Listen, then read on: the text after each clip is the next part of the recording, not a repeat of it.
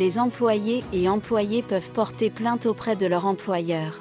Si elles ou ils ont été directement victimes du harcèlement, ou si elles ou ils ont été témoins de harcèlement.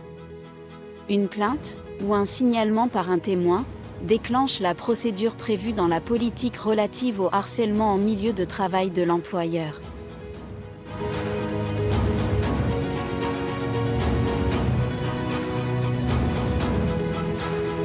Les premières étapes à suivre après une plainte sont généralement prévues dans la politique sur le harcèlement en milieu de travail de l'employeur.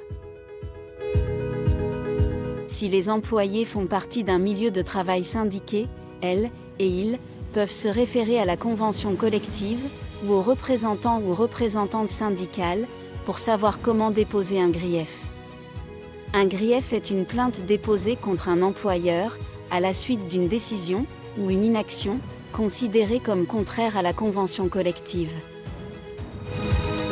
Si les employés ne font pas partie d'un milieu de travail syndiqué, elles et ils peuvent se référer à la procédure de plainte établie dans la politique interne de son organisation. Les grandes étapes sont généralement les suivantes. La partie plaignante dépose sa plainte auprès de la personne désignée, selon la politique en place au travail. L'employeur accuse réception de la plainte. Ensuite, l'employeur prend des mesures provisoires ou temporaires au besoin. Par exemple, l'employeur peut séparer la partie plaignante de la personne accusée ou imposer un congé administratif payé. L'employeur procède à une enquête impartiale. Cette enquête peut être menée par une personne désignée dans l'organisation ou par une personne externe. La personne chargée de l'enquête fera des entrevues avec les témoins, la partie plaignante et la personne accusée. Elle prépara ensuite un rapport d'enquête. Enfin, l'employeur communiquera les résultats de l'enquête et les mesures prises, s'il y en a, à l'employé concerné et à la personne accusée. Ces étapes doivent être complétées le plus rapidement possible, dans les circonstances. Dans certains cas, cela peut prendre plusieurs jours, ou même des semaines. La complexité des faits entourant la plainte, la taille de l'organisation, et le nombre de personnes impliquées, sont tous des facteurs qui peuvent influencer le délai de traitement de la plainte. Dans certains cas, le processus peut prendre plusieurs mois.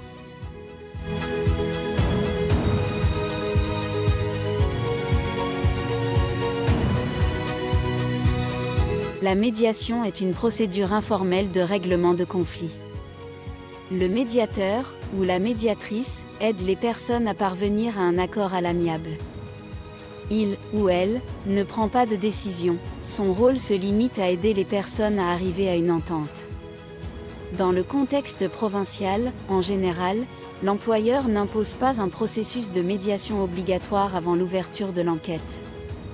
Mais, certains employeurs prévoient dans leur politique un mécanisme de résolution de conflits informels et volontaires, pouvant inclure la médiation.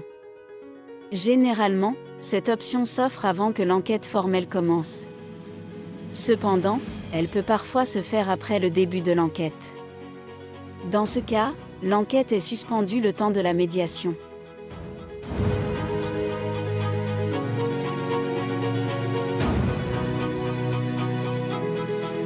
C'est l'employeur qui choisit la personne chargée de l'enquête. Mais, il doit respecter les exigences de la loi sur la santé et la sécurité au travail. La personne chargée de l'enquête doit être objective, être compétente, être impartiale et crédible, et avoir les connaissances nécessaires de la loi, en matière de harcèlement au travail, et de l'équité procédurale. C'est-à-dire, connaître les étapes d'une procédure juste et équitable. L'employé ne peut pas s'opposer au choix de la personne chargée de l'enquête. Mais, il existe des recours si l'employé pense que le processus d'enquête était fautif ou incomplet. Notamment, l'employé peut déposer une plainte auprès du ministère du Travail, de l'Immigration, de la Formation et du Développement des compétences, pour contester le processus d'enquête.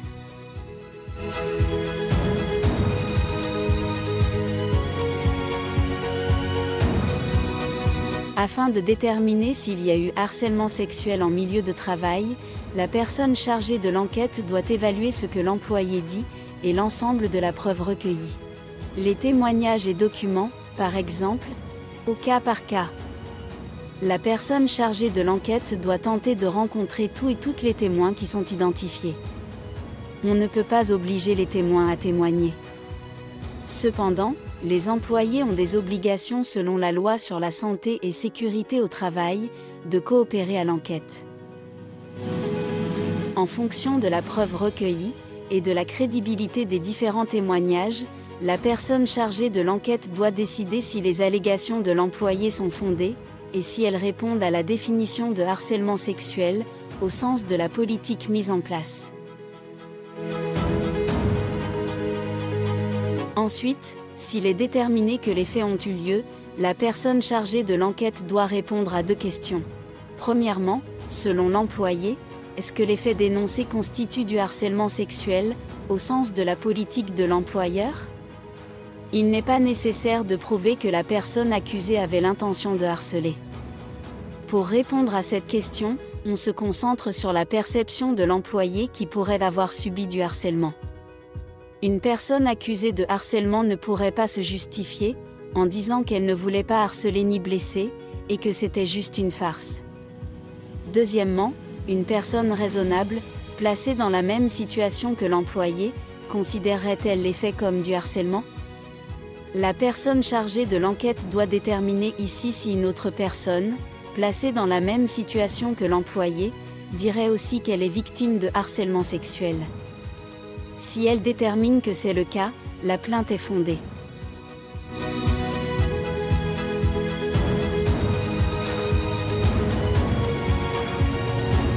En général, la personne chargée de l'enquête remet un rapport écrit. Elle y détaille le déroulement de l'enquête, la preuve recueillie, l'analyse faite de la preuve, et les conclusions.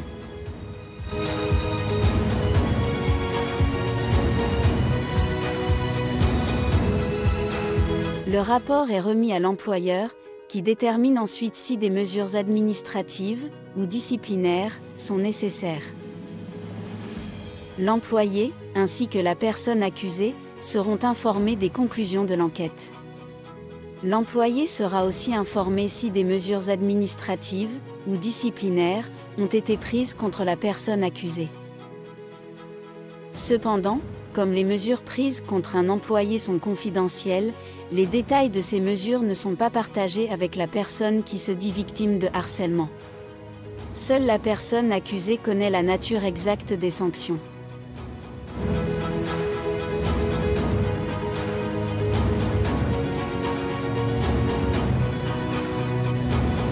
Si l'enquête détermine que la plainte de l'employé est fondée, plusieurs mesures correctrices peuvent être mises en place. Là où les mesures qui s'imposent sont déterminées par l'employeur, au cas par cas, selon les circonstances.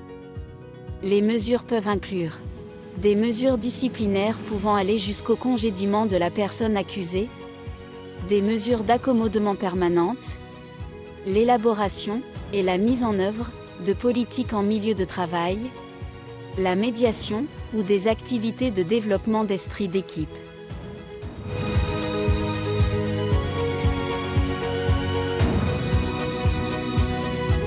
Normalement, la personne employée ne peut pas contester devant les tribunaux le déroulement ou les résultats de l'enquête. Cependant, si elle considère que le processus d'enquête était fautif ou incomplet, l'employé peut le signaler à un inspecteur ou inspectrice du ministère du Travail, de l'Immigration, de la Formation et du Développement des compétences. Dans ce cas, l'inspectrice ou l'inspecteur se rendra sur le lieu de travail pour enquêter. S'il est déterminé que l'employeur n'a pas respecté ses obligations légales en matière de harcèlement au travail, l'inspectrice ou l'inspecteur a le pouvoir, notamment, d'ordonner par écrit que l'employeur fasse faire l'enquête. L'enquête sera aux frais de l'employeur et faite par une personne impartiale possédant les connaissances, l'expérience et les qualités requises. Nous remercions le ministère de la Justice du Canada pour leur financement. Nous remercions également Action ontarienne contre la violence faite aux femmes pour les informations concernant le harcèlement sexuel au travail. Pour consulter des ressources supplémentaires, ou d'autres vidéos sur le sujet, visitez le site web de l'AGEFO, au www.agefo.ca.